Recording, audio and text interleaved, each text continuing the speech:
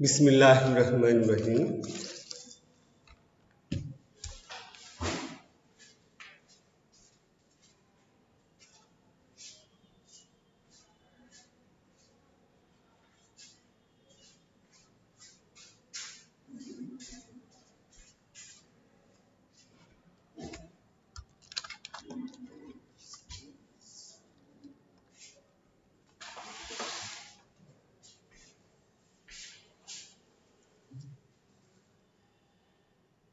2022 সালে এসএসসি পরীক্ষার্থী প্রিয় শিক্ষার্থীবৃন্দ, অনলাইন ক্লাসে তোমাদেরকে স্বাগতম। আমি আশা করি তোমরা সকলে ভালো আছো এবং তোমাদের পরীক্ষার প্রস্তুতির জন্য ইতিমধ্যে সংক্ষিপ্ত সিলেবাস পেয়েছ এবং সেই অনুযায়ী তোমরা তোমাদের পাঠ্যক্রম চালিয়ে যাবে। এই প্রত্যাশা রেখে আমি মোহাম্মদ উকিল উদ্দিন, সহকারী অধ্যাপক হিসাব বিজ্ঞান, Lions school and college Rangpur এর পক্ষ থেকে শ্রেণী 10ম বিষয় হিসাব বিজ্ঞান অধ্যায় 9ম, যা রেওয়া মিল, এবং আমরা আজকে রেওয়া মিল এর প্রস্তুত প্রণালী এবং সমস্যা সমাধান নিয়ে আলোচনা করব। প্রিয় শিক্ষার্থীবৃন্দ, আমরা মে মাসের 20 তারিখের দিকে আমরা একটি সংক্ষিপ্ত সিলেবাস করেছি, যার পরীক্ষা আমরা 2021 সালের জুলাই মাসে নেওয়ার জন্য আমরা প্রস্তুত, যা তোমরা ইতিমধ্যে অবগত হয়েছ। এবং সেই সংক্ষিপ্ত সিলেবাসে তোমাদেরকে সপ্তম, অষ্টম, নবম অধ্যায় দেওয়া হয়েছিল, কিন্তু মে মাসের 27 তারিখে সরকার কর্তৃক আরেকটি সংক্ষিপ্ত সিলেবাস দেওয়া হয়েছে, যে সিলেবাসে তোমাদের অষ্টম অধ্যায়টি নেই, অর্থাৎ নগদান বই অধ্যায়টি তোমাদের বাদ দেওয়া হয়েছে। কিন্তু আমাদের সংক্ষিপ্ত সিলেবাস, অর্থাৎ প্রতিষ্ঠানের পক্ষ থেকে যে সংক্ষিপ্ত সিলেবাস দেওয়া ছিল, সেখানে কিন্তু অষ্টম অধ্যায়টি ছিল।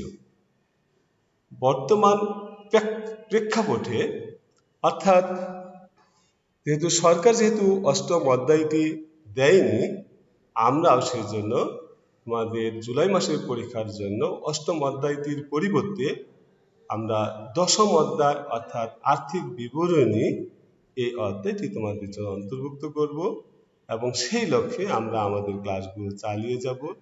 প্রিয় শিক্ষার্থীবৃন্দ, আমি আবার তোমাদেরকে বলতে চাচ্ছি যে তোমাদের 3টি অধ্যায় পড়বা, সেটা হলো খতিয়ান অধ্যায়, রেওয়া মিলের অধ্যায় এবং আর্থিক অবস্থার বিবরণী। খতিয়ান, রেওয়া মিল, আর্থিক অবস্থার বিবরণী। প্রিয় শিক্ষার্থীবৃন্দ, ইতিমধ্যে তোমাদের খতিয়ান অধ্যায়টি আমি রিভিশন করেছি। আজকে আমরা রেওয়া মিলের অধ্যায় অর্থাৎ 9ম অধ্যায় নিয়ে আমরা আলোচনা করব। আমরা পর্যায়ক্রমে আর্থিক বিবরণী নিয়ে আলোচনা করব। প্রিয় শিক্ষার্থীবৃন্দ, এই 3টি অধ্যায় থেকে আমাদের 3টি প্রশ্ন, সৃজনশীল প্রশ্ন এবং 20টি বহু নির্বাচনী থাকবে। ইতিমধ্যে তোমরা তা জেনেছ। তো তোমাদের সিলেবাসের পরিবর্তন বিষয়টি আমি আমার ক্লাসের মাধ্যমে তোমাদেরকে জানিয়ে দিলাম।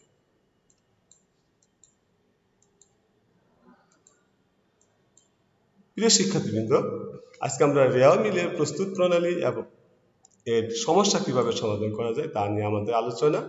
আমরা আমাদের আলোচনায় চলে আসি। আজকের এই ক্লাস শেষে তোমরা রেওয়া মিল কাকে বলে তা বলতে এবং লিখতে পারবে। রেওয়া মিল তৈরির উদ্দেশ্য বলতে লিখতে পারবে। রেওয়া মিল প্রস্তুত করার পদ্ধতিগুলো বর্ণনা করতে পারবে।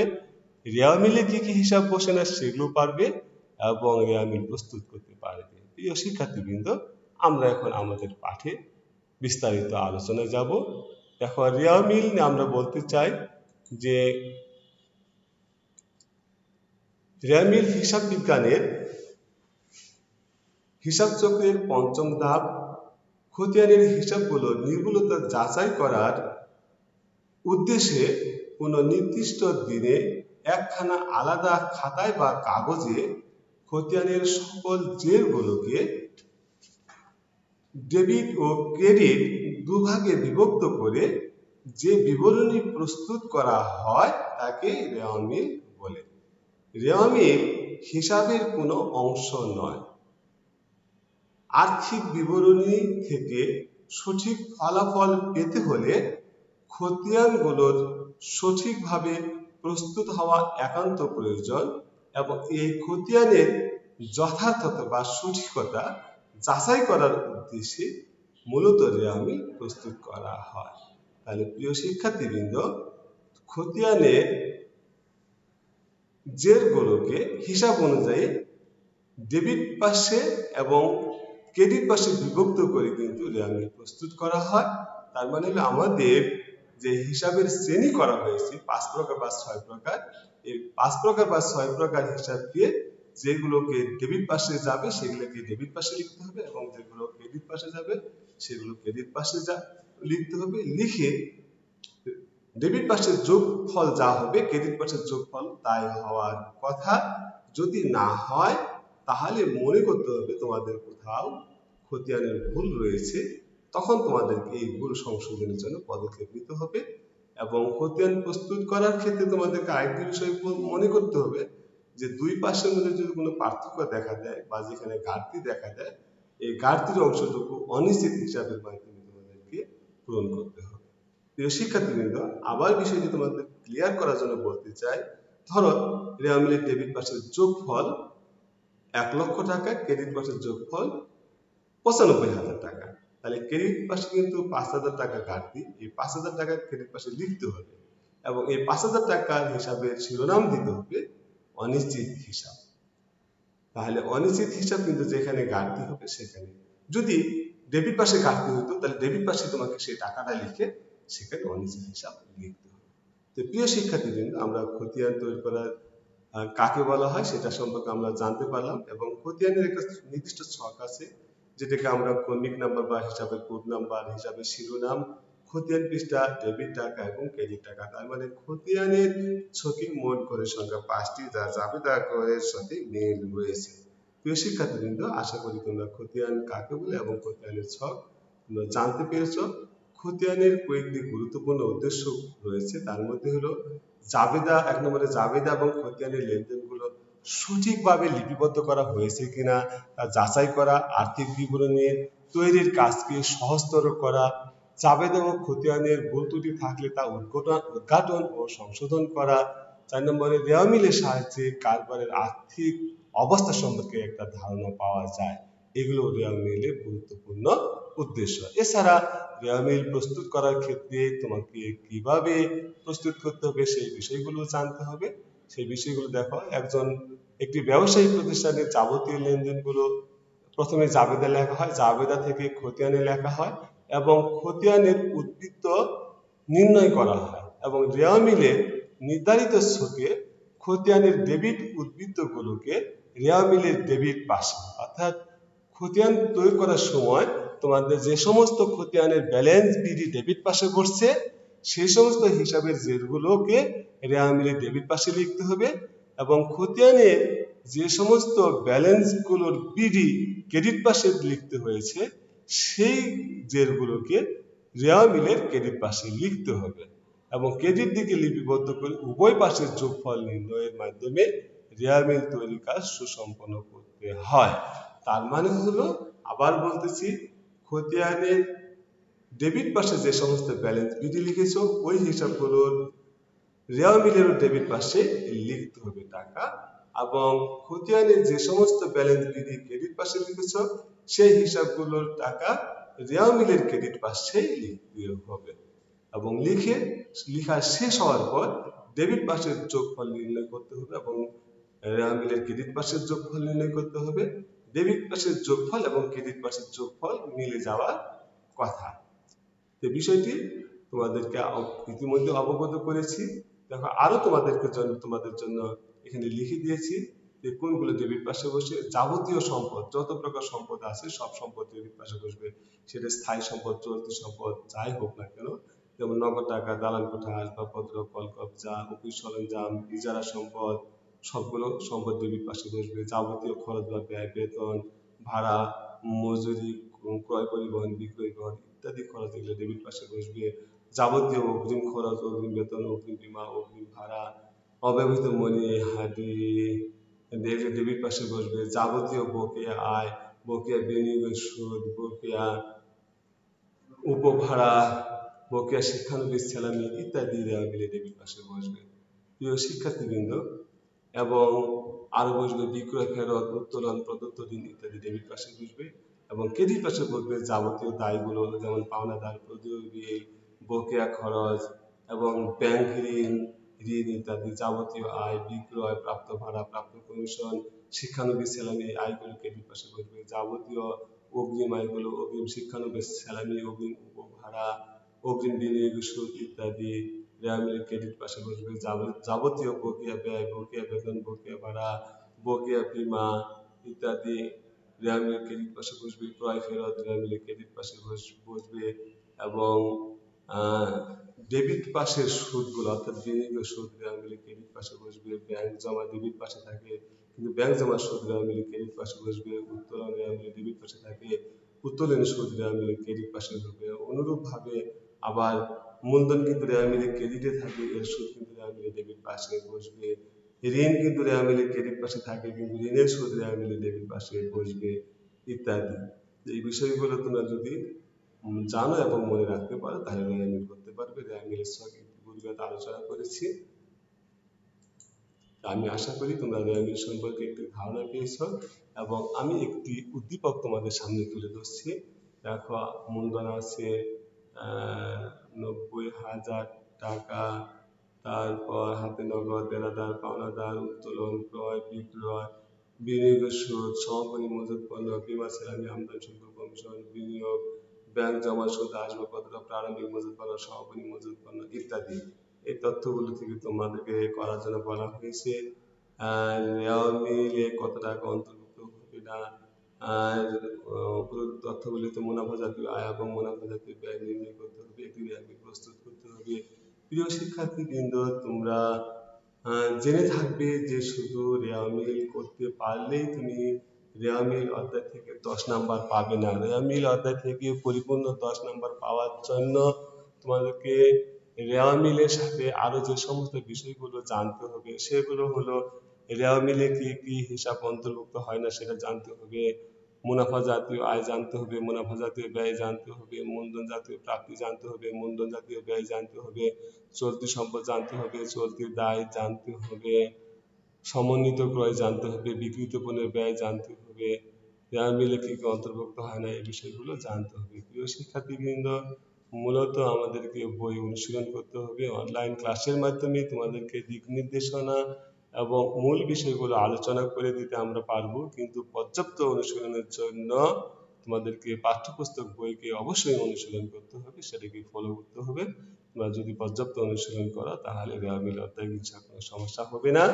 আমরা আজকে এই উদ্দীপক থেকে যে প্রশ্নগুলো করা হয়েছে সেই প্রশ্নগুলোর আমরা উত্তর কিভাবে বের করা হয় তা আমরা এখন আলোচনা করছি।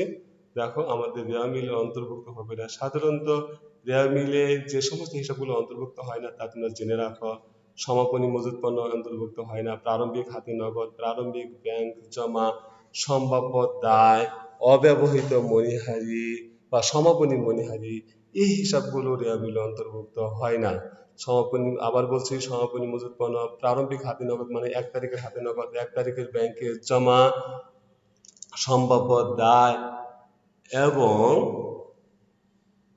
সম্ভাব্য দায় অন্তর্ভুক্ত হবে না, এবং সমাপনী মণিহারি বা অব্যবহৃত মণিহারি এই হিসাবগুলো রেয়ামিলে অন্তর্ভুক্ত হয় না। আজকের এই উদ্দীপক থেকে আমরা দেখতে পাচ্ছি হাতে নগদ 1 তারিখে 15,000 টাকা, এটা অন্তর্ভুক্ত হবে না। সমাপনী মজুত পণ্য আছে 12,000 টাকা, এটা অন্তর্ভুক্ত হবে না। তাহলে ক নম্বর প্রশ্নের উত্তর আমরা পেয়ে গেলাম। এবং মুনাফা জাতীয় আয় এবং মুনাফা জাতীয় ব্যয়, আয়গুলো এবং ব্যয়গুলোর মধ্যে আমরা দেখি আলোচনা করি। ক্রয় ব্যয় জায়গায় চলে আসবে, বিক্রয় আয়ের জায়গায় চলে আসবে, বিনিয়োগের সুদ আয়ের জায়গায় আসবে, এবং বীমা স্যালারি ব্যয়ের জায়গায় আসবে, আমদানি শুল্ক ব্যয়ের জায়গায় আসবে, কমিশন প্রাপ্তি আয়ের জায়গায় আসবে, ব্যাংক জমা সুদ আয়ের জায়গায় আসবে, প্রারম্ভিক মজুত পণ্য ব্যয়ের জায়গায় আসবে। প্রিয় শিক্ষার্থীবৃন্দ, তাহলে আমাদের আবার যদি সেপারেটলি একটু বলতে চাই তাহলে আমাদের আয়গুলোর মধ্যে আসবে বিক্রয় এবং বিনিয়োগের সুদ এবং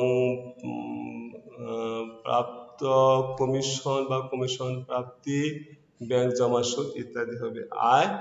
এবং ব্যয়গুলো হবে পণ্য ক্রয় এবং বিমা সেলামি, আমদানি শুল্ক, প্রারম্ভিক মজুত পণ্য ইত্যাদি।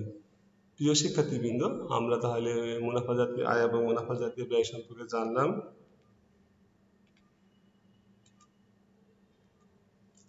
এখন আমরা রেওয়া মিলের ডেবিট পাশে ক্রেডিট পাশে কোনগুলো বসবে? মূলধন ক্রেডিট পাশে বসবে, হাতে নগদ তো বসবে না, দেনাদার ডেবিট পাশে বসবে, পাওনাদার ক্রেডিট পাশে বসবে, উত্তোলন ডেবিট পাশে বসবে, ক্রয় ডেবিট পাশে বসবে, বিক্রয় ক্রেডিট পাশে বসবে, বিনিয়োগের সুদ ক্রেডিট পাশে বসবে, সমাপনী মজুত পণ্য বসবে না। রেওয়া মিল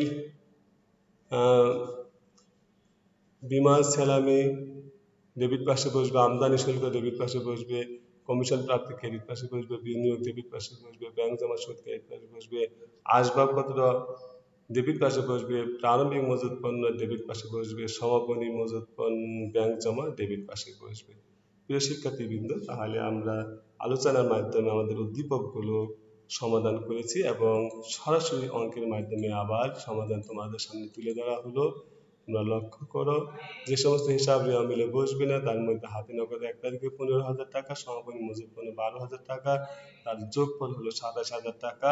এখন আমাদের খ নম্বর প্রশ্নের উত্তর আমাদের মুনাফা জাতীয় আয় এবং মুনাফা জাতীয় ব্যয়। মুনাফা জাতীয় আয়গুলোর মধ্যে বিক্রয় আছে 45,000 টাকা, বিনিয়োগ সুদ 3,000 টাকা, প্রাপ্ত কমিশন 2,000 টাকা, ব্যাংক জমার সুদ 500 টাকা, যোগফল 50,500 টাকা। মুনাফা জাতীয় ব্যয়গুলোর মধ্যে পণ্য ক্রয়, বিমা সেলামি 5,000 টাকা, আমদানি শুল্ক 3,500 টাকা, প্রারম্ভিক মজুত পণ্য 25,000 টাকা, যোগফল 63,500 টাকা। প্রিয় শিক্ষার্থীবৃন্দ, আমরা এখন যে রেওয়া মিলের সমাধানটা সেটা আমরা লক্ষ্য করি। মূলধন ক্রেডিট পাশে বসবে 94,000 টাকা, দেনাদার ডেবিট পাশে 25,000 টাকা, পাওনাদার ক্রেডিট পাশে 15,000 টাকা, উত্তোলন ডেবিট পাশে 10,000 টাকা, ক্রয় ডেবিট পাশে 30,000 টাকা, বিক্রয় ক্রেডিট পাশে 45,000 টাকা, বিনিয়োগ সুদ ক্রেডিট পাশে 3,000 টাকা, বিমা সালামি ডেবিট পাশে বসবে 5,000 টাকা, আমদানি শুল্ক ডেবিট পাশে 3,500 টাকা, কমিশন প্রাপ্তি ক্রেডিট পাশে বসবে 2,000 টাকা, বিনিয়োগ সুদ ক্রেডিট ডেবিট পাশে বিনিয়োগ ডেবিট পাশে বসবে 15,000 টাকা, ব্যাংক জমা সুদ ক্রেডিট পাশে বসবে 500 টাকা, আসবাবপত্র ডেবিট পাশে বসবে 40,000 টাকা, প্রারম্ভিক মজুত পণ্য ডেবিট পাশে বসবে 25,000 টাকা, সমাপনী ব্যাংক জমা ডেবিট পাশে বসবে 6,000 টাকা। মোট যোগফল ডেবিট পাশে 1,59,500 টাকা, ক্রেডিট পাশে যোগফল 1,59,500 টাকা। প্রিয় শিক্ষার্থীবৃন্দ, এই ছিল আজকে আমাদের রেওয়া মিলের আলোচনা। তোমাদের মূল্যায়ন হবে রেওয়া মিল কাকে বলে, রেওয়া মিলে কি কি হিসাব বসবে না, সম্পদ ব্যয় আয় দায় রেওয়া মিলের কোন পাশে বসবে, রেওয়া মিলের উভয় পাশে যোগফল না মিললে কি করতে হবে তোমরা পারবে। তোমাদের একটি বাড়ি কাজ দেওয়া হলো, বাড়ি কাজ থেকে তোমরা রেওয়া মিলে কত টাকা অন্তর্ভুক্ত হবে না সেটা বের করবে, চলতি সম্পদ পরিমাণ কত এবং চলতি দায়ের পরিমাণ কত নির্ণয় করবে এবং একটি রেওয়া মিল প্রস্তুত করবে। প্রিয় শিক্ষার্থীবৃন্দ, আশা করি তোমরা এই বাড়ির কাজটি করতে সক্ষম হবে এবং আগামী ক্লাসের প্রত্যাশা রেখে তোমাদের সকলকে আমরা ধন্যবাদ জানাই এবং তোমরা সকলে সুস্থ, সুন্দর এবং নিরাপদে থাকো এই প্রত্যাশা রেখে আমি তোমাদের কাছে বিদায় নিচ্ছি। সবাই ভালো থাকো। আল্লাহ হাফেজ। আসসালামু